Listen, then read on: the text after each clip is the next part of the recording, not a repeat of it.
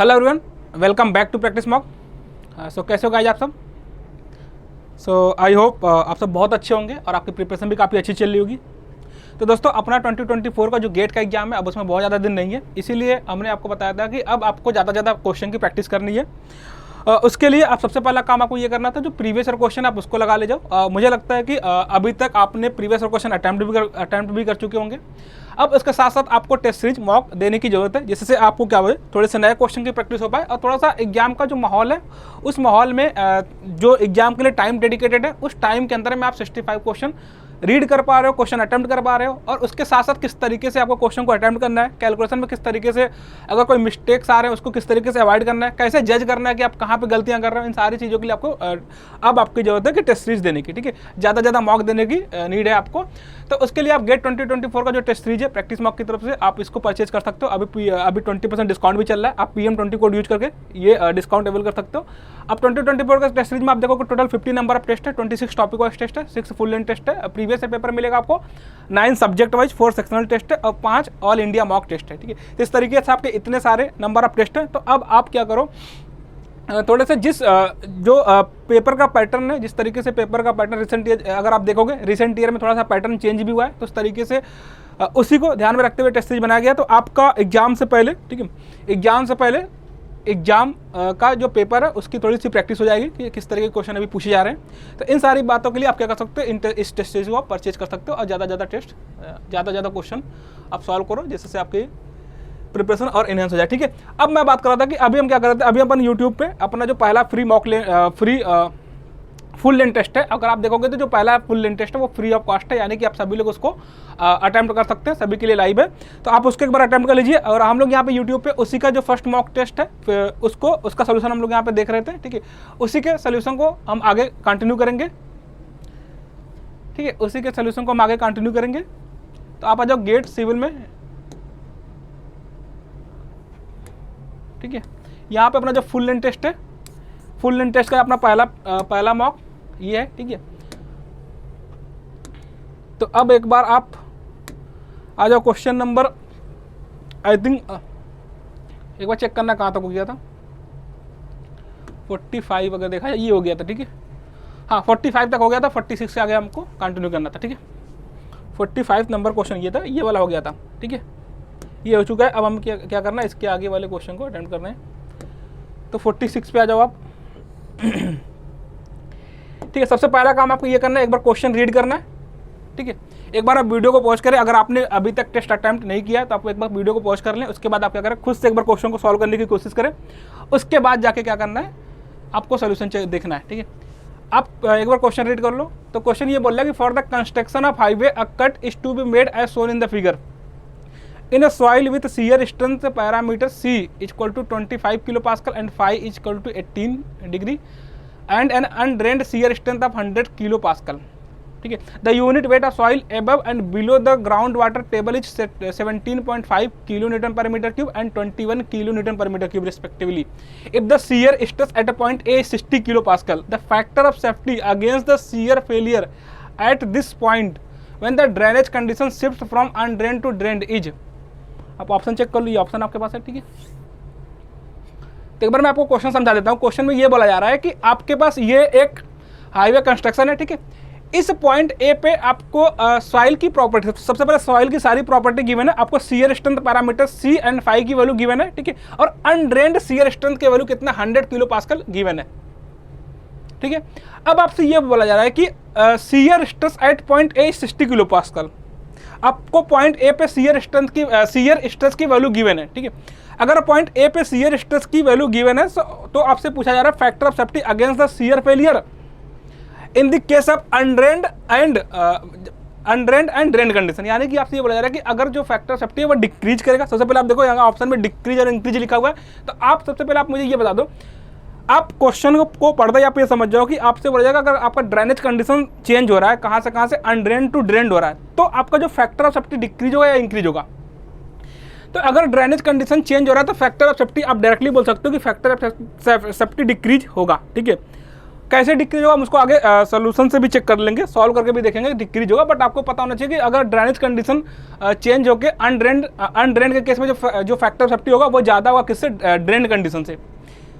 ठीक है, चलो खैर हम निकालते हैं कि अभी वो पता चल जाएगा ज़्यादा है कम है। ठीक है, हम दोनों केस में क्या करेंगे, फैक्टर ऑफ सेफ्टी कैलकुलेट कर लेंगे। सिंपल सी बात है, अगर आपसे फैक्टर ऑफ सेफ्टी चेंज हो रहा है, डिक्रीज हो रहा है, इंक्रीज हो रहा है, आपको ये बात बताना है, तो सिंपल आप क्या कर लो कि दोनों केस में फैक्टर ऑफ सेफ्टी कैलकुलेट कर लो। ठीक है, तो आप एक बात समझो कि आपको यहाँ पे देखो शियर स्ट्रेस गिवन है, बस आपको निकालना कि अगर मैं बोलूँ टाउ की वैल्यू बोलूँ, टाउ क्या हो जाएगा, फैक्टर ऑफ सेफ्टी क्या होगा।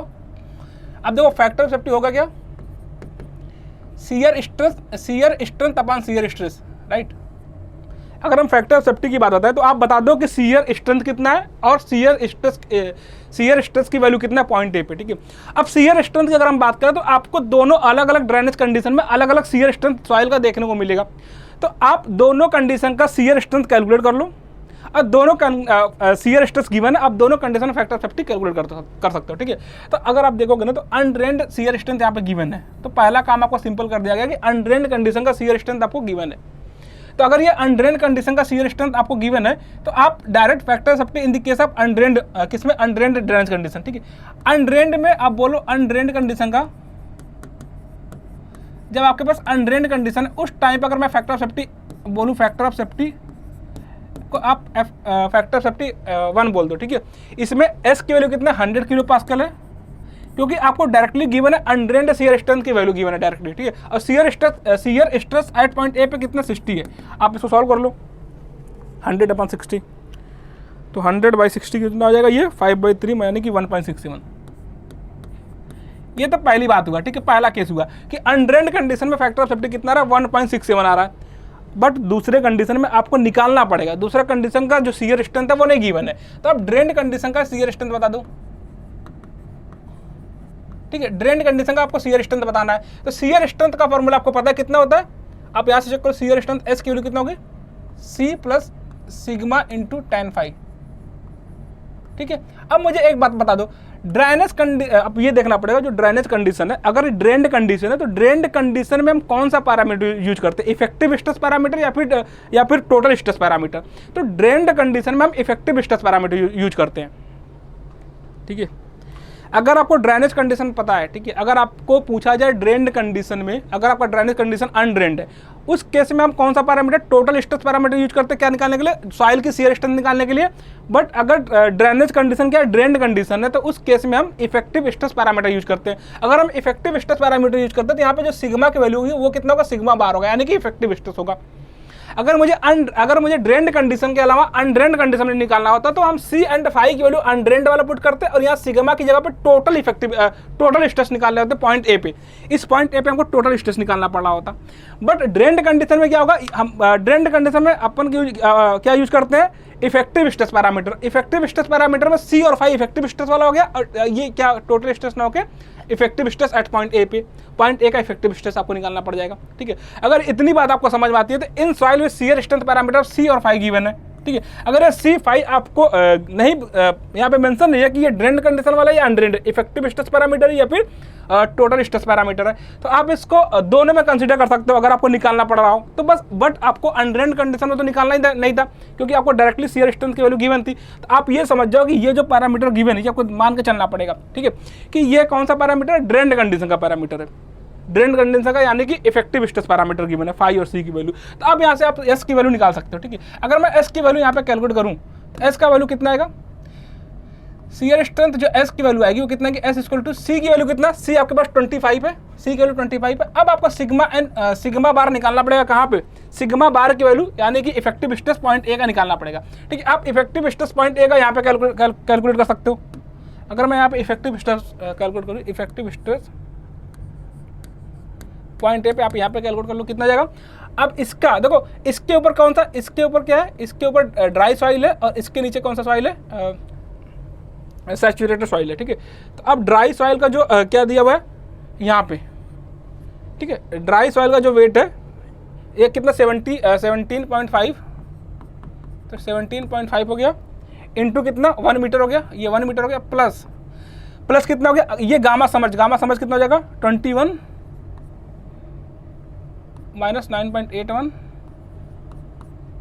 इंटू 2 मीटर, यहाँ से आपको क्या निकल जाएगा 0.1 का इफेक्टिव स्ट्रेस की वैल्यू आप कैलकुलेट कर सकते हो। तो ये कितना जाएगा 17.5 plus 21 minus 9.81 into 2,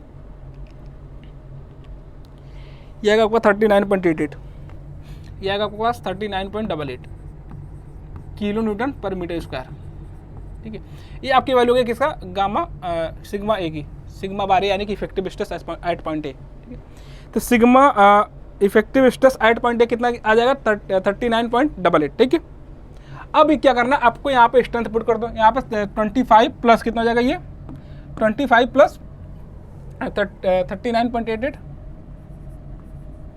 39.88 into tan five को कितना है tan 18 डिग्री। ठीक है,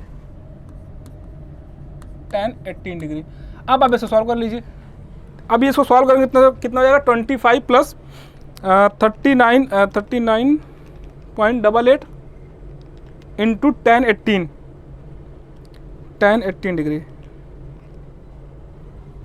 तो ये हो जाएगा 37.96 37.96। ठीक है, किलो न्यूटन पर मीटर स्क्वायर।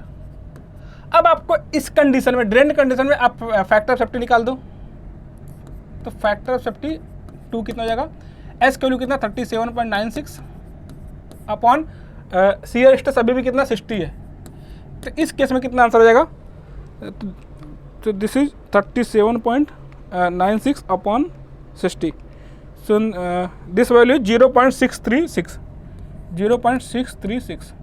ठीक है, तो अब आप यहाँ पे देख सकते हो कि जो फैक्टर ऑफ सेफ्टी की वैल्यू है ये क्या हुआ है, डिक्रीज हुआ है। अगर आपका drainage condition undrain to drained हुआ है तो ड्रेन्ड कंडीशन में फैक्टर ऑफ सेफ्टी क्या होता है, कम होता है अनड्रेन कंडीशन का, ये आपको ध्यान भी रखना है, याद भी रखना है। ठीक है, तो फैक्टर ऑफ सेफ्टी कितने से डिक्रीज हो गया, सो इट डिक्रीज बाई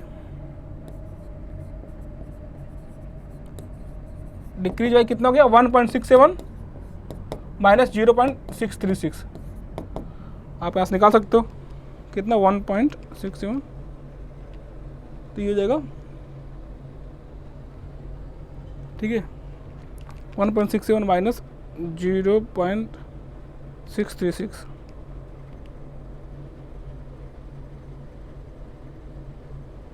सी की वैल्यू इतना हो गया 39.88 तो आ रहा था। ठीक है, एक बार फिर से सॉल्व करना, 25 प्लस 39.88 इंटू tan 18 डिग्री 18 है। ठीक है, तो 37.95 या 37.96 बोल दो, अपॉन 60 कर देना, अपॉन 60, सो दिस इज 0.636। अब आपसे कितना डिक्रीज ये पूछा गया, तो माइनस 1.67 कर दो यहाँ पे 1.67, तो ये कितना 1.037। ठीक है, और ये क्या हुआ, डिक्रीज हुआ है। एक बार चेक करना इसका आंसर कितना आ रहा है, तो ठीक है, अब यहाँ पे एक बार चेक कर लेना, तो 1.67 आ रहा था, सही आ रहा था। ठीक है, सी प्लस सिग्मा 10.39.88, तो 17.5 21.98 इंटू ये कितना 13.99।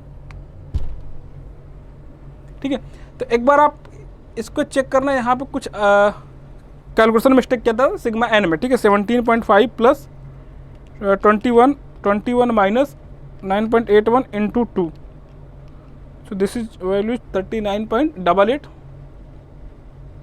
ये हो गया। ठीक है, इसमें कर दो tan 18 डिग्री, tan 18 प्लस 25, ये 37.95 या 37.96 अपॉन 60 कर दो।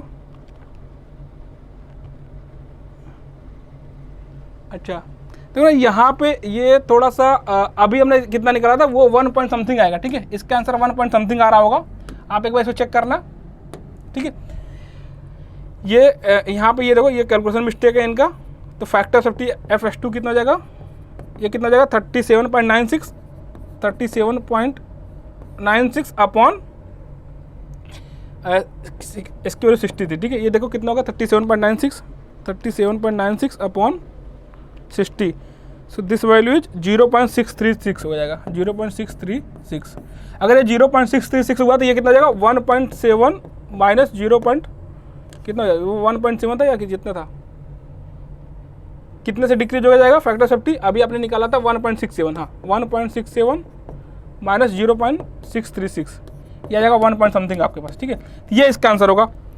1.67 माइनस 0.636, तो 1.034 इसका आंसर आ जाएगा। ठीक है, तो इसका आंसर होगा 1.034। आप इस क्वेश्चन को एक बार चेक करना, अच्छा सवाल है। ठीक है, इस तरीके के क्वेश्चन एग्जाम में पूछे गए हैं और आगे भी पूछे जा सकते हैं।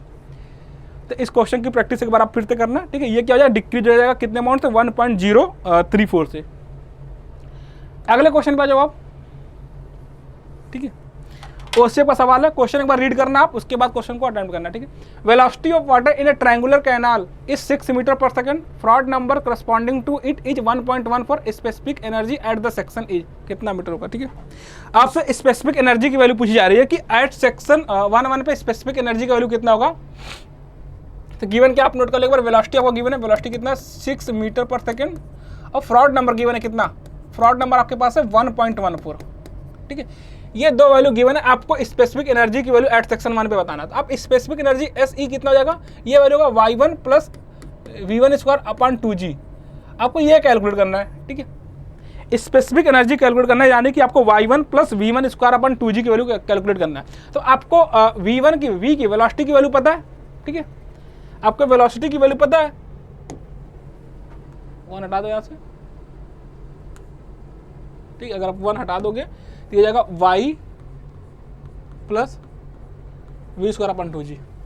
तो आपको वेलोसिटी पता है 6 मीटर पर सेकंड। अब आपको काम यह करना है कि आपको स्पेसिफिक एनर्जी निकालना है, यानी कि आपको डेप्थ y की वैल्यू पता चल जाए तो आप स्पेसिफिक एनर्जी आसानी से कैलकुलेट कर सकते हो। ठीक है, तो आप क्या करते हो, डेप्थ y की वैल्यू आपको क्या करना है, कैलकुलेट करना है। ठीक है, तो उसके लिए आपके पास क्या गिवन है, फ्रॉड नंबर गिवन है। आपके पास क्या गिवन है, फ्रॉड नंबर गिवन है। तो अगर आपको फ्रॉड नंबर गिवन है तो फ्रॉड नंबर में आपको क्या होता है, फ्रॉड नंबर होता है क्या, फ्रॉड नंबर के जो फॉर्मूला कितना v upon under root g into D, जहां पे d क्या है, d आपके पास है हाइड्रोलिक डेप्थ, हाइड्रोलिक डेप्थ। ठीक, इसको v upon under root g into D है। ठीक है, इसको y से नहीं कंफ्यूज करना है, क्योंकि y कब होता है, जब आपके पास रेक्टेंगुलर चैनल होता है। रेक्टेंगुलर चैनल के केस में हाइड्रोलिक डेप्थ d की वैल्यू y के बराबर आ जाती है, इसलिए हम वहाँ पे डायरेक्टली क्या लिख देते हैं, v अपॉन अंडर रूट जी वाई लिखते हैं। ठीक है, बट ट्रायंगुलर केस है, ट्रायंगुलर कैनाल है, तो इस केस में हम d की वैल्यू y नहीं लिख पाएंगे। तो फिर d की वैल्यू कितना होता है, अगर आपको डायरेक्टली ध्यान है तो d की वैल्यू जो होती है y/2 होता है। अगर आपको डायरेक्टली नहीं ध्यान है तो आप यहाँ पे कैलकुलेट भी कर सकते हो। ठीक है, अगर ट्रायंगुलर के केस में, देखो रेक्टेंगुलर के केस में तो d इक्वल टू y ध्यान होता है, सबको पता होता है। अगर ट्रायंगुलर केस में अगर आपको d की वैल्यू y/2 ध्यान नहीं है तो आप कैलकुलेट कर लो इसको। तो कैलकुलेट कैसे करना है, आप एक ट्रायंगुलर कैनाल कंसीडर करो, एक ट्रायंगुलर क्रॉस सेक्शन कंसीडर करो, जिसका आप ये मान लो कि जिसका डेप्थ कितना है, जिसका डेप्थ आप y कंसीडर कर लो। ठीक है, इसका जो क्रॉस स्लोप ये मान लो कि 1 vertical into m horizontal consider कर लो। इसका जो क्रॉस स्लोप है इसको हम 1 वर्टिकल m हॉरिजॉन्टल कंसीडर करते हैं। तो इसका जो टॉप विड्थ होगा, इसका जो टॉप विड्थ होगा कितना हो जाएगा, ये हो जाएगा 2my, राइट। हमने क्या किया कि हमने एक रेक्टेंगुलर क्रॉस सेक्शन कंसीडर किया जिसकी डेप्थ y कंसीडर किया, और इसका क्रॉस स्लोप कितना कंसीडर किया, 1:m, 1 vertical and h horizontal. तो आपका जो टॉप विड्थ होगा वो कितना हो जाएगा, 2my। आप यहाँ से हाइड्रोलिक डेप्थ d होता कितना, ये होता है a/t। a/t का मतलब हो गया, a क्या हो गया, a हो गया एरिया, और t क्या हो गया, t हो गया टॉप विड्थ। ठीक है, अब आप इसका एरिया कंसीडर, एरिया निकालो कितना जाएगा, एरिया जाएगा हाफ इंटू कितना y इंटू 2my, तो ये आपका जाएगा कितना my स्क्वायर। और टॉप विड्थ आपको पता कितना 2my है, टॉप विड्थ 2my है। यहाँ से d निकल जाएगा कितना a/t से, आप a/t करोगे तो इसकी वैल्यू कितना जाएगी, my स्क्वायर अपॉन 2my, यहाँ से जाएगा ये y/2 हो जाएगा। तो अब आप देख सकते हो कि जो ट्रायंगुलर सेक्शन है, उस ट्रायंगुलर सेक्शन में जो हाइड्रोलिक डेप्थ है उसकी वैल्यू निकल के आती है y/2, जबकि रेक्टेंगुलर में कितना आता है, रेक्टेंगुलर के केस में y आता है। तो आपको उससे कंफ्यूज नहीं करना, आपको यही ध्यान देना है कि यहाँ पे जो हाइड्रोलिक डेप्थ होगा वो कितना होगा, y/2 होगा। अब आप क्या करो, फार्मूला में पुट कर दो। तो आप यहाँ से डायरेक्टली फार्मूला लिख सकते हो FR स्क्वायर, अगर मैं यहाँ से डायरेक्टली स्क्वायर करता हूँ दोनों साइड का, तो F स्क्वायर अपॉन 2,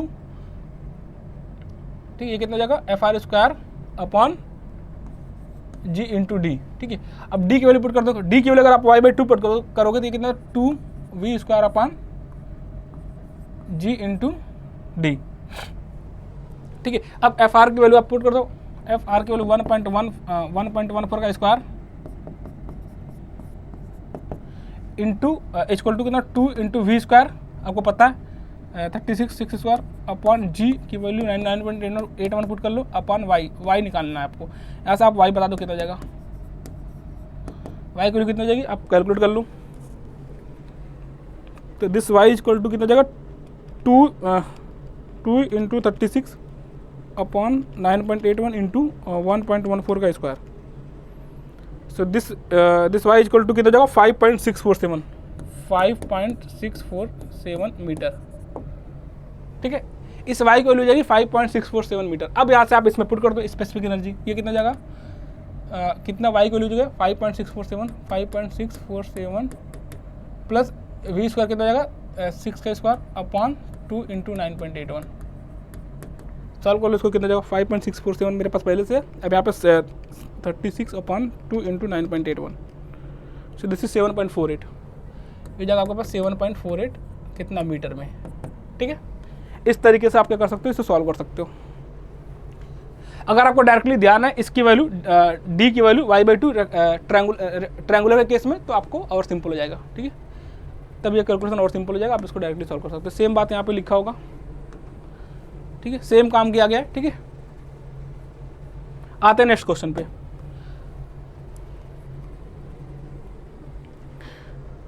ठीक है, नेक्स्ट क्वेश्चन पे जो स्टील का सवाल है, एक बार क्वेश्चन आप रीड कर लो। ठीक है, a circular penstock of mild steel of 1.6 metre diameter is fabricated from a 16 mm plate, lapping it and securing it by a fillet weld of 16 mm size, provided on the inside and outside of the lapped end as shown in the figure. ठीक है, the maximum safe internal pressure that can be allowed in the penstock is, आपसे क्या बोला जा रहा है, question में mention है कि एक पेनस्टॉक है जिस, ठीक है, माइल्ड स्टील बार का, जिसकी डायमीटर कितना 1.6 मीटर है। अब प्लेट की जो थिकनेस है, इसकी जो थिकनेस है वो कितना, ये जो थिकनेस है, ठीक है, ये जो थिकनेस है टी की वैल्यू कितनी, इस टी की वैल्यू कितना आपके पास है, ये आपके पास 16 mm। ठीक है, टी की वैल्यू 16 mm है, जगह कम पड़ेगा अभी, आप यहाँ पे लिखो बढ़िया से, ठीक है 16 mm। इसका जो डायमीटर आपके पास है 1.6 मीटर है, और क्या दिया, जो फिलेट वेल्ड की साइज है, साइज कितना, एस की वैल्यू कितना है 14 mm है, provided the inside and outside lap. ठीक है, the maximum safe internal pressure P की वैल्यू पूछा गया। आपसे क्या पूछा जा रहा है, पी की वैल्यू पूछा जा रहा है। तो आपसे अगर P की वैल्यू पूछा जाए तो सबसे पहले आप एक काम कर दो कि इसके अंदर अगर इस P फोर्स की वजह से, इस P फोर्स की वजह से जो ब्रस्टिंग फोर्स आएगा, कहाँ पे ब्रस्टिंग फोर्स आएगा, किस पे, इस पेनस्टॉक पे, आप उसको कैलकुलेट कर लो। तो जो प्रेशर P होगा, P कितना होगा, P अपन कितना होगा, स्ट्रेस कितना होगा, ठीक है, टाउ की वैल्यू कितना हो जाएगा, तो आपके पास pressure the maximum safe internal pressure निकालना है। ठीक है, तो आपको सबसे पहले क्या करना होगा,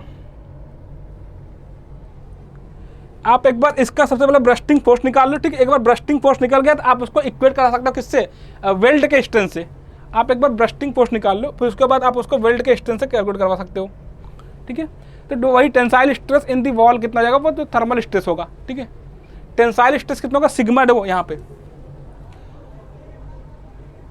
tensile strength in the wall कितना जाएगा, PD अपॉन 2T हो जाएगा, PD अपॉन 2T। ठीक है, ये कौन सा प्रेशर है, ये आपके पास है जो ब्रस्टिंग प्रेशर आएगा उस पेनस्टॉक में, उसकी वैल्यू है थर्मल स्ट्रेस। ठीक है, थर्मल स्ट्रेस की वैल्यू अगर आपने P की, यहाँ पे अगर आपने इसके इनसाइड प्रेशर को आपने P कंसिडर किया तो ये वैल्यू कितना जाएगा, जो टेंसाइल स्ट्रेस आएगा वो PD अपॉन 2T आ जाएगा। ठीक है, यहाँ से PD अपॉन 2T अगर आप सॉल्व करोगे तो ये P के टर्म में क्या निकाल लो, टेंसाइल स्ट्रेस की वैल्यू निकाल लो, 50P आ जाएगा।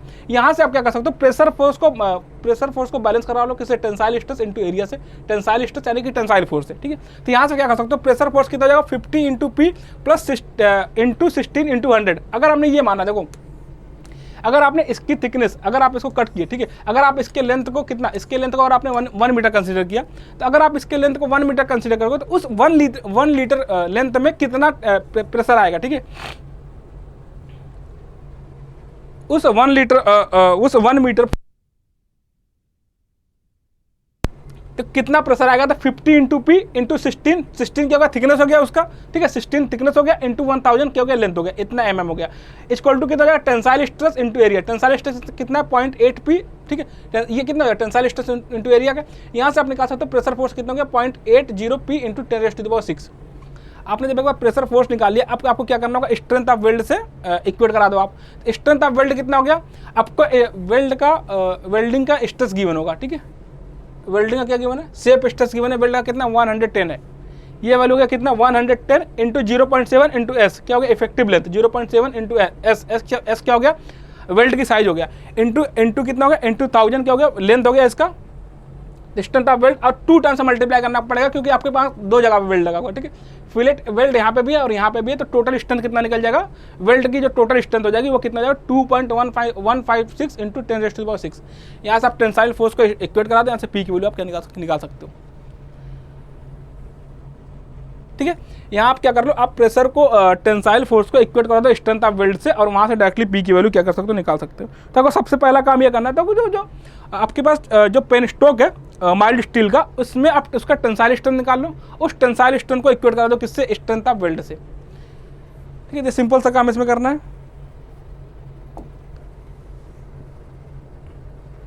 अच्छा, अगले क्वेश्चन पे आ जाओ, ठीक है, अगले क्वेश्चन पे एक बार आ जाओ आप।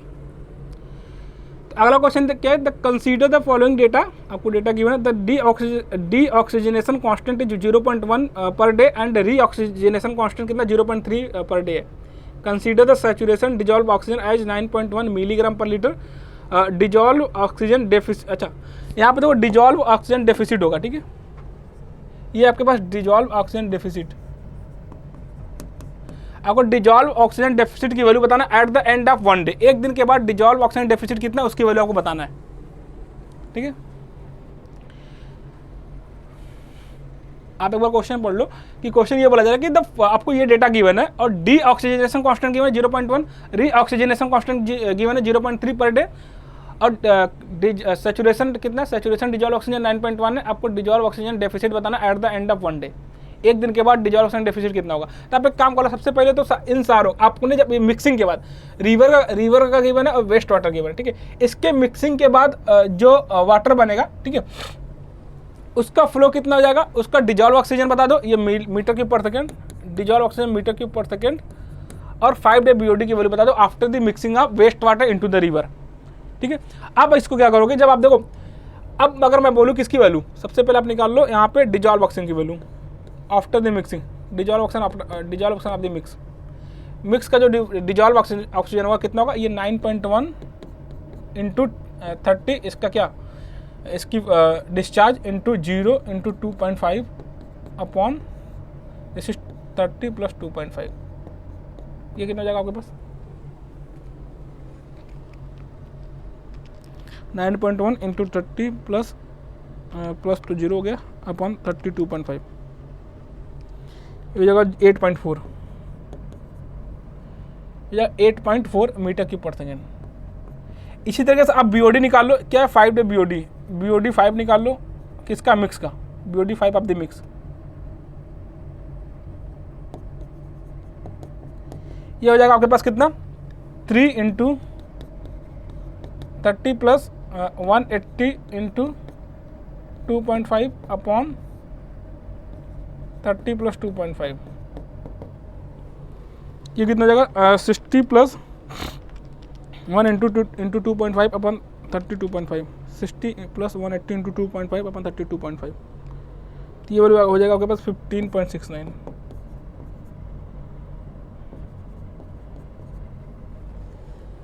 राइट, अब आपके पास BOD 5 आ गया, तो अब अल्टीमेट BOD L की वैल्यू निकाल दो। अगर एक बार मैं बोलूँ जो डिजॉल्व ऑक्सीजन डेफिसिट का एक बार फार्मूला आप निकाल लो, अगर आप एक बार डिजॉल्व ऑक्सीजन डेफिसिट की, अगर DO डेफिसिट की अगर फार्मूला लिखोगे तो आपको समझ में आ जाएगा क्या क्या वैल्यू आपको चाहिए होगा उसमें। तो डिजॉल्व ऑक्सीजन डेफिसिट जो D1 में निकालता हूँ, ठीक है, ये क्या है, D1 क्या है, डिजॉल्व ऑक्सीजन DO डेफिसिट है एट आफ्टर द 1 डे, एक दिन के बाद, ठीक है। इसकी वैल्यू कितना होगी, इसकी वैल्यू कितना होगा, ये होता है KD into L upon KR minus KD, bracket में 10 की power minus KR into what into T फिर -10 माइनस के D into T plus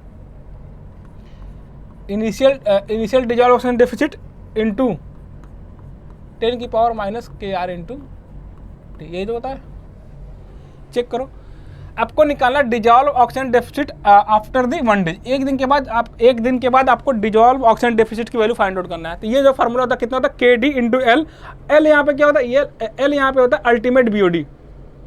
L क्या है, ultimate BOD upon K R minus के D 10 raised to the power minus के are into T minus 10 raised to the power minus के D into T plus dissolve oxygen, ये initial dissolve oxygen है, initial dissolve oxygen deficit है ये, ठीक है। आप ये समझना, इसको कंफ्यूजन मत करना कि डिजॉल्व ऑक्सीजन से, ये इनिशियल डिजॉल्व ऑक्सीजन डेफिसिट की वैल्यू है।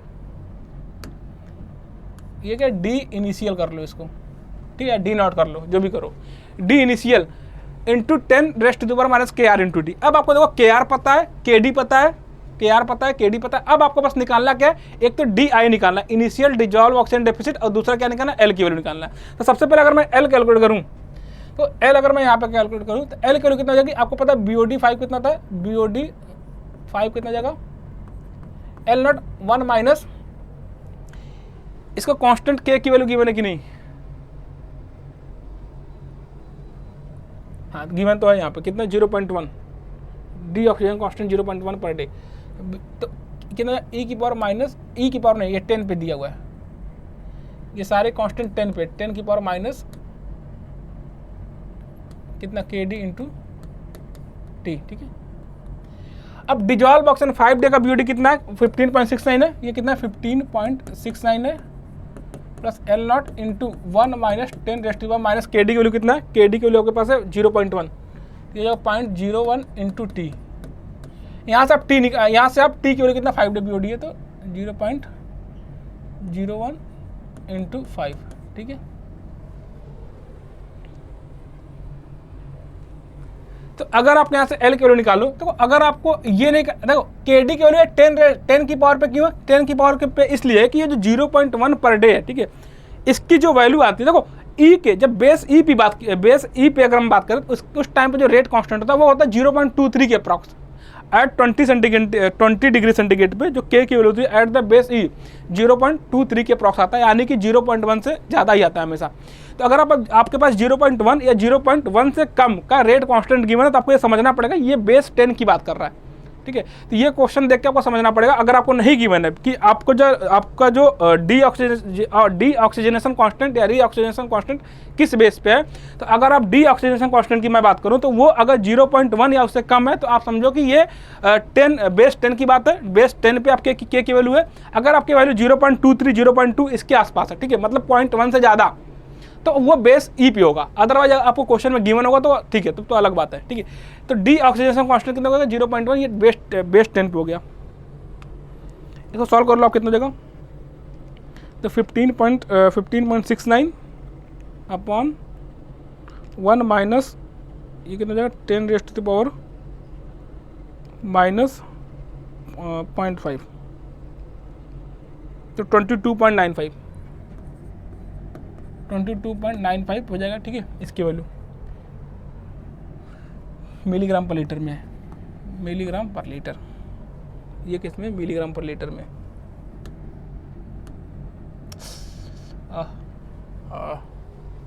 ये एक दिक्कत है इसमें, यदि इस पर क्लिक हो गया, अब ये सारे देखो एक बार मैं सोल्यूशन दिखा देता हूँ आपको, ठीक है। तो आप देखो, मैं बता दूँ फिर से क्या करना था, करना ये था आपको कि आपने अभी निकाला हुआ क्या, मैंने आपको फार्मूला यहाँ पे लिखा हुआ था, ठीक है, फार्मूला यहाँ पे लिखा हुआ था। तो फार्मूले में आपने देखा होगा कि आपको निकालना था एल की वैल्यू, एल क्या अल्टीमेट बीओडी। आपने अल्टीमेट बीओडी कैसे निकाला होगा, यहाँ से मैं अल्टीमेट बीओडी बता दूँ कैसे निकलेगा। तो बीओडी 5 निकाल लो यहाँ पे आप, और ये एल नॉट इंटू 1 माइनस 10 की पावर माइनस के डी इंटू टी कर दो, ठीक है। टी की वैल्यू कितना जाओ 5, यहाँ से आपने एल नॉट अभी आपने निकाला होगा, ठीक है, कितना आया था ये 22.94 मीटर क्यूब पर सेकंड, ठीक है।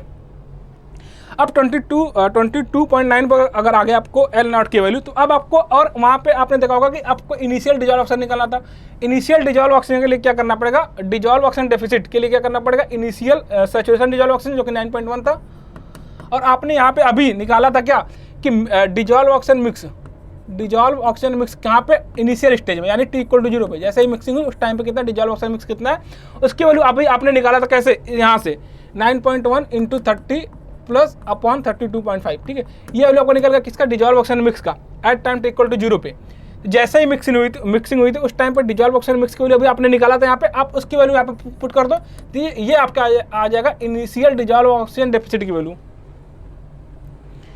तो ये आ जाएगा आपका इनिशियल डिजॉल्व ऑक्सीजन डेफिसिट की वैल्यू। अब आपको दोनों वैल्यू निकल गया, क्या, एक तो एल की वैल्यू निकल गया और एक आपके पास आ गया क्या, इनिशियल डिजॉल्व ऑक्सीजन डेफिसिट की वैल्यू, जो कि आप यहाँ से निकाले थे अभी। तो आप अगर यहाँ पे निकालोगे ये जो भी आएगा, ठीक है, आप एक बार देख लो कितना आ रहा है, ये आ रहा है 91 पॉइंट कितना था, ये 9.1 × 30 9.1 × 30 अपॉन 32.5, ठीक है। तो ये कितनी वैल्यू आ रही थी, 42.4, ये था 8.4, ये 8.4 था, ठीक है। ये वैल्यू कितनी थी, 8.4। अगर ये वैल्यू 8.4 है तो पॉइंट 9.1 कर लो, तो ये जाएगा कितना, 0.7, ये जाएगा आपके पास 0.7, ठीक है।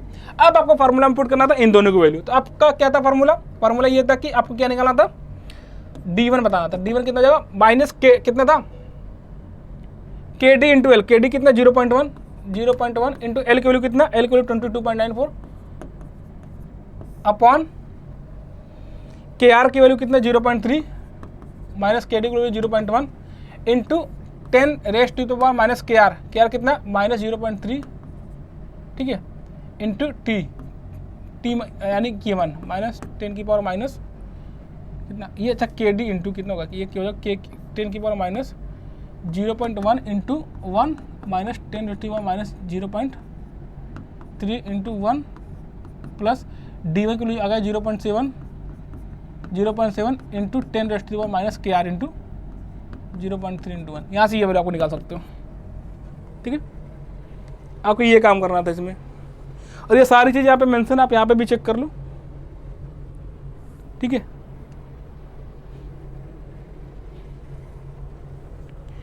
आपको डिजॉल्व ऑक्सीजन मिक्स बताना है 8.4, उसके बाद आपको क्या बताना है, BOD मिक्स बताना है 15.69। आप यहाँ से क्या निकाल लोगे, आपने निकाला होगा L0, यानी कि जो इनिशियल BOD है, इनिशियल अल्टीमेट BOD है। अल्टीमेट BOD कितना है, 22.94, ये अल्टीमेट BOD की वैल्यू है। अब आपको D1 निकालना, at the end of 1 day पे डिजॉल्व ऑक्सीजन डेफिसिट की वैल्यू आपको बताना है। तो K × L0, अच्छा K क्या, KD है और R क्या, KR है, ठीक है। KD × L0 upon KR, R से रिप्रेजेंट किया गया, तो K × L0 upon R minus K into 10⁻⁻K into T। ये फार्मूला आपके पास है, अभी मैंने आपको दिखाया था। और इसमें क्या करना है, बस आपको वैल्यू पुट करना है, ठीक है। यहाँ पे 22.94 आ गया, यहाँ पे 0.7 आ गया। आप निकाल सकते हो क्या, D1 की वैल्यू, यानी कि after the 1 day dissolve oxygen deficit की वैल्यू आपको निकल जाएगा यहाँ से। थोड़ा सा लेंदी कैलकुलेशन है आपके पास ये, ठीक है। कैलकुलेशन थोड़ी सी लेंदी है, बट ऐसे क्वेश्चन आप पूछे जा रहे हैं। तो इस फार्मूले पे, स्ट्रेचर फिलिप्स फार्मूले पे भी आप क्वेश्चन पूछा गया, तो आप इसको भी थोड़ी सी प्रैक्टिस करना इस पर, ठीक है। अच्छा, अगले क्वेश्चन पे जाओ। FM का क्वेश्चन है, a heavy tank contains oil A and water B subject to variable air pressure.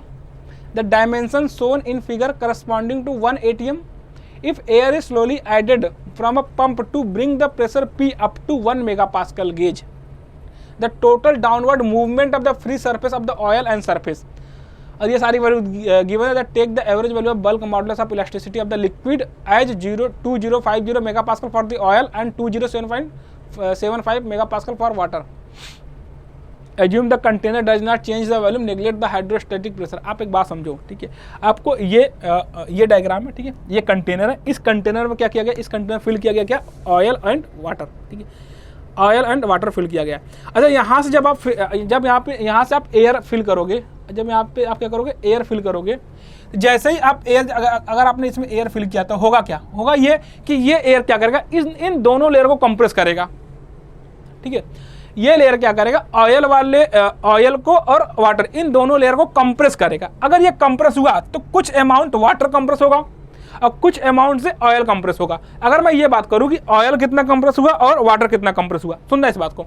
आपसे मैं ये बात कर रहा हूं, अगर मैं बोलूं तो कुछ अमाउंट से आपका ऑयल कंप्रेस कर जाएगा और कुछ अमाउंट से वाटर भी। ये कुछ तो वाटर कंप्रेस किया, कुछ तो वाटर किया, कुछ तो ऑयल किया, ठीक है। लेकिन ये जितना भी कंप्रेशन होगा,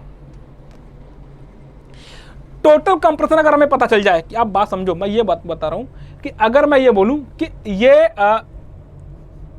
ये कितने किस में कंप्रेशन है, ये वाटर में कंप्रेशन है और ये ऑयल में कंप्रेशन है, ठीक है, ये ऑयल में कंप्रेशन है।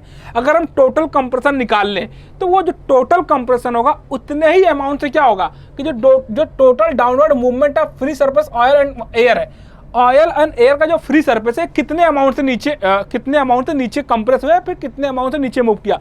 मैं आपसे ये बोल रहा हूँ, ये जो टोटल मूवमेंट इसका है, इसका जो सरफेस है, टॉप सरफेस, इसका जो टोटल मूवमेंट ये किसके बराबर होगा कि ऑयल में कितना कंप्रेशन हुआ होगा, वाटर में कितना कंप्रेशन हुआ होगा। ये बात समझ में आया, ठीक है। द टोटल डाउनवर्ड मूवमेंट बताना of the free surface of oil and air.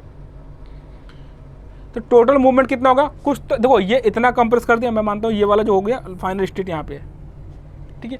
तो अब अगर ये इतना वाटर कंप्रेस किया तो वाटर तो कंप्रेस किया, ऑयल भी उतना नीचे आ गया, ऑयल का जो फ्री सरफेस है उसका भी मूवमेंट कितना हो गया, जितना ये शिफ्ट किया नीचे, जितना ये नीचे शिफ्ट किया होगा ये वाटर, उतना अमाउंट ऑयल भी शिफ्ट किया कर गया होगा। और जब हम ऑयल की बात करें, ये इतना तो नीचे शिफ्ट हुआ, बट ऑयल खुद में कुछ ना कुछ कंप्रेस होगा, तो ऑयल का फ्री सरफेस इतना और कंप्रेस हो गया। तो अगर मैं ऑयल के फ्री सरफेस की मैं अगर बात करूं, टोटल कंप्रेशन कितना हो जाएगा कि इस वाटर में कितना कंप्रेशन हुआ, इस ऑयल में कितना कंप्रेशन हुआ, वही हो जाएगा क्या कि फ्री सरफेस जो ऑयल और एयर का है, ऑयल और एयर इसका जो फ्री सरफेस है, ये यहाँ पे एयर है, ठीक है। अगर यहाँ पे आप एयर अप्लाई करो तो यहाँ पे एयर होगा, इसका जो फ्री सरफेस ये कितने अमाउंट से नीचे मूव कर जाएगा। ये बात समझ में है, यानी कि हमको टोटल कंप्रेशन वाटर में बताना और टोटल कंप्रेशन ऑयल में बताना। सबसे पहले आपको क्वेश्चन समझ में आना चाहिए, क्वेश्चन पूछ क्या रहा है और किस तरीके से आपको अप्रोच लेना है। अगर ये बात आपको समझ में आ गया तो फिर क्वेश्चन में कुछ भी नहीं है, ठीक है। फिर उसके बाद क्वेश्चन आसान हो जाता है। तो ठीक है, इतना समझ में आएगा कि ऑयल कितने से कंप्रेस किया और वाटर कितने से कंप्रेस किया, उतने टोटल अमाउंट से वाटर जो ऑयल और एयर का जो फ्री सरफेस है वो नीचे की तरफ मूव करेगा, उतना मूवमेंट नीचे आएगा। अब उसी डाउनवर्ड मूवमेंट की वैल्यू आपसे पूछा जा रहा है किसमें, एमएम में, ठीक। आ जाओ आंसर पे आ जाओ, ठीक है। किससे कैसे सॉल्व करना है चेक करो।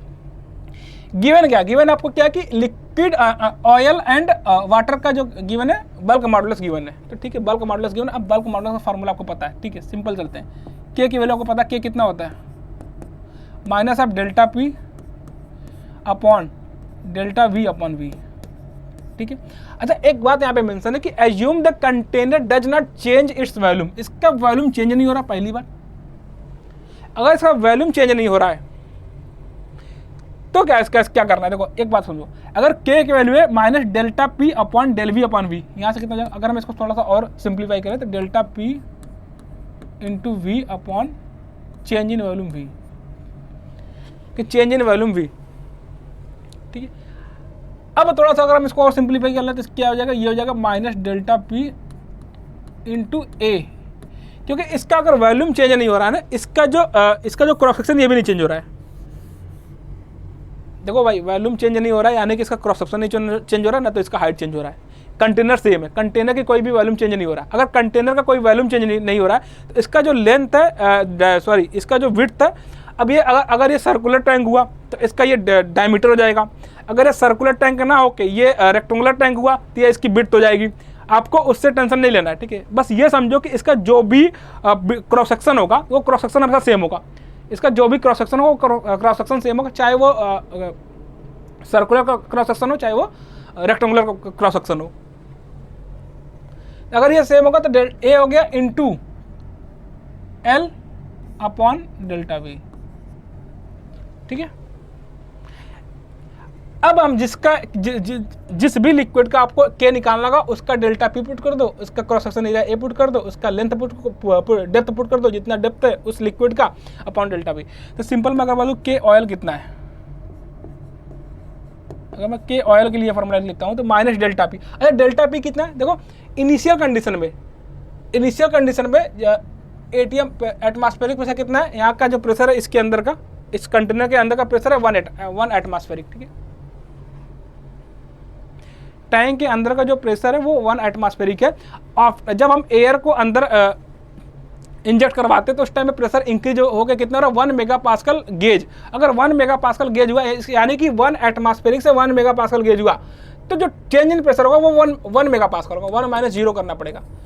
समझ रहे मेरी बात समझो कि आपके पास क्या है कि एटमॉस्फेरिक प्रेशर, यहाँ का जो प्रेशर है वो कितना पी की वैल्यू जहाँ पे वो 1 atm है, और बाहर भी कितना है, पी कितना है, ये भी P1 ATM है। अब इस जब आपने एयर इसमें अप्लाई किया होगा तो इसका जो गेज प्रेशर इंक्रीज होगा कितना होगा, गेज प्रेशर की बात कर रहे हैं, गेज की बात कर रहे हैं, गेज प्रेशर 1 मेगापास्कल हुआ। तो गेज प्रेशर अगर 1 मेगापास्कल हुआ तो वही क्या होगा, वही हो जाएगा चेंज इन प्रेशर। तो चेंज इन प्रेशर यहाँ पे 1 मेगापास्कल ही है। क्यों कि अगर आप ये क्या होगा, अगर ये इंक्रीज होकर 1 मेगापास्कल गेज हुआ तो अगर हम टोटल प्रेशर की बात करें 2 मेगापास्कल हो गया। अगर हम टोटल प्रेशर की बात करें 2 ATM हुआ, तो चाहे आप यहाँ से निकालो, अब ये 2 ATM हो गया, ये 1 ATM है तो चेंज इन प्रेशर 1 ATM हो जाएगा। पहले 1 ATM था, अब 2 ATM हो गया। बट आप सीधे सोचो कि अगर गेज लिखा हुआ है तो इसकी यानी कि गेज का मतलब क्या हो गया कि एटमॉस्फेरिक प्रेशर के ऊपर कितना प्रेशर है। गेज प्रेशर क्या हो गया, एटमॉस्फेरिक प्रेशर के ऊपर कितना प्रेशर है। तो अगर आपके पास ये पहले 1 एटमॉस्फेरिक था, 1 ATM का मतलब सीधे हो गया 1 एटमॉस्फेरिक 1 ATM, तो उसके ऊपर कितना प्रेशर हो गया, इंक्रीज होगा 1 मेगापास्कल। तो ये सीधे गेज की वैल्यू गिवन है, यानी कि 1 डेल्टा पी की वैल्यू गिवन है। तो ये कितना होगा, -1 इंटू एरिया, आप ए को ए ही रखो यहाँ पे, ठीक है, इंटू एल। अब ऑयल का लेंथ डेप्थ कितना है, 500 mm अपॉन डेल्टा वी। अच्छा, के ऑयल आपको गिवन पुट कर दो यहाँ पे, के ऑयल कितना है, के ऑयल कितना है 2050, this is 2050 upon delta we. यहाँ से आप डेल्टा वी ऑफ ऑयल निकाल सकते हो, डेल्टा वी ऑफ ऑयल ये कितना जाएगा, चेक करो, ये जाएगा 500 अपॉन 2050 माइनस का 2439, ठीक है। ये हो जाएगा total change in volume in the case of oil. Oil में कितना वॉल्यूम चेंज हुआ, कितना हो गया 2.2439, ठीक है, mm³ हो गया ये।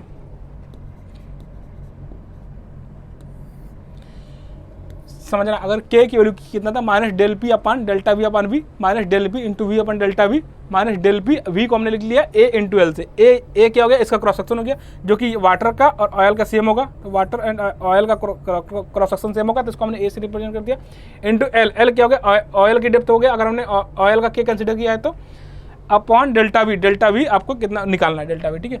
यहाँ से आप के ऑफ वाटर चेक कर लो, के ऑफ वाटर कितना हो जाएगा, ये हो जाएगा माइनस, ये भी 1 हो गया क्योंकि चेंज इन प्रेशर अभी भी 1 है, इंटू ए, अब इंटू ये लेंथ कितना 600 है ऑयल वाला, वाटर वाला 600 अपॉन, अब के ऑफ वाटर की वैल्यू कितना 2075 की वैल्यू कितना, upon delta V of water, ठीक है। डेल्टा वी वाटर कितना हो गया, माइनस 600 ए अपॉन 2075, तो 600 अपॉन 2075 ये होगा 0.289 इंटू ए mm³, ठीक है। अब अगर हम टोटल चेंज इन वॉल्यूम बताएं, टोटल चेंज इन वॉल्यूम कितना होगा, delta V of oil plus delta V of water, इन दोनों को ऐड कर लो तो कितना हो गया, 0.289 वहाँ पे हो गया 0.289, और ये कितना हो गया प्लस 0.2439, ये हो गया 0.0533 मीटर³, ठीक है। अच्छा, ये टोटल चेंज इन वॉल्यूम है, तो टोटल चेंज इन वॉल्यूम कितना हो गया, ये हो गया, ये टोटल चेंज इन वॉल्यूम हो गया, यानी कि कुछ वॉल्यूम किसमें हो गया, और कुछ वॉल्यूम ऑयल का चेंज होगा और कुछ वॉल्यूम किसका चेंज होगा, इसका चेंज होगा, ठीक है। अब आपको क्या करना, अगर आपको ये पता चल गया तो अब आप एक काम कर लो कि जो डेल्टा वी होगा, डेल्टा वी कितना होगा, अब मैं मानता हूं कि ये जो सरफेस है ये कितने से नीचे आया, एक्स अमाउंट से नीचे आया। अगर ये एक्स अमाउंट से नीचे आया, एक्स mm से नीचे आया, तो जो टोटल चेंज इन वॉल्यूम होगा वो कितना होगा, वो होगा ए इंटू एक्स। भाई ए है, अब इसके लिए भी कंटेनर का जो क्रॉस सेक्शन होगा वो भी ए होगा। अब ए इंटू एक्स हो गया total change in volume, delta we T, ठीक है। अब आप इसको इक्वेट करा दो, तो ये कितना हो गया 0.533 into A equal to A into X. यहाँ से आप x निकाल लो डायरेक्टली, s कितना हो गया 0.53, यहाँ से x आपको निकल जाएगा। ठीक है। तो आपने सबसे पहले टोटल चेंज इन वॉल्यूम निकाला, वो कैसे निकाला आप यहाँ पे चेक कर सकते हो। अच्छा, आप अगर आप इसके आप एक काम ये कर सकते हो कि आप कंटेनर का जो क्रॉस सेक्शन है आप उसको सर्कुलर, अगर आप सर्कुलर कंसिडर कर लो, या तो सर्कुलर कंसिडर कर लो, या फिर आप रेक्टेंगुलर। तो रेक्टेंगुलर नहीं कर सकते हो क्योंकि फिर आपको लेंथ देना पड़ेगा। आप इसके क्रॉस सेक्शन को रेक्टेंगुलर कंसिडर नहीं कर पाओगे क्योंकि आपको फिर इसको जो क्रॉस सेक्शन है उसका लेंथ देना पड़ जाएगा। तो ये सर्कुलर क्रॉस सेक्शन अगर आप कंसिडर करते हो तो आप यहाँ से डायरेक्टली v की वैल्यू पुट भी कर सकते हो। आप यहाँ v की वैल्यू पुट कर लो, v इक्वल टू कितना हो गया, ये एरिया इंटू दिस लेंथ, ठीक है। उस तरीके से भी आप कर सकते हो। तो अब यहाँ पे आपको यहाँ पे वापस से ए पुट करना पड़ जाएगा, जो भी आपने इसका डायमीटर का 400 है तो π/4 इंटू 400 का स्क्वायर। तो आपको वो काम ना करना पड़े, बाद में ए जाके कैंसिल होना पड़ेगा, क्योंकि आपको एरिया अगर मैं इसको कंसीडर करता हूँ क्योंकि ये चेंज नहीं हो रहा है, तो आप इसको ए कंसीडर कर लो। और ए के टर्म में डेल्टा वी जो आ रहा है, change in volume in the oil और change in volume in the case of water, तो आप इन दोनों को अलग अलग कैलकुलेट कर लो, इन दोनों को ऐड कर लो और उसको फिर इक्वेट करा दो डेल्टा वी टी, यानी कि टोटल चेंज इन वॉल्यूम से। वहाँ से आपको एक्स निकल जाएगा, कितने अमाउंट से जो ऑयल और एयर सरफेस का जो टॉप फ्री सरफेस है वो कितने अमाउंट से नीचे डिस्प्लेस कर रहा है, ठीक है। तो इस तरीके से आप इस क्वेश्चन को सॉल्व कर सकते हो।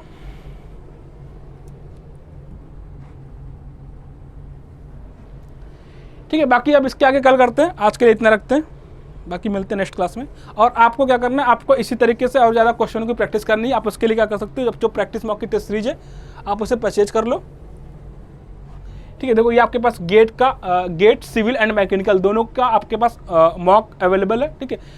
और इसमें अगर मैं बात करूँ टोटल 20% अभी डिस्काउंट भी चल रहा है आपके लिए, तो आप इसका भी बेनिफिट आप ले सकते हो, ठीक है। तो आज के लिए इतना ही रखते हैं, बाकी मिलते हैं कल वाले क्लास में। So thank you everyone.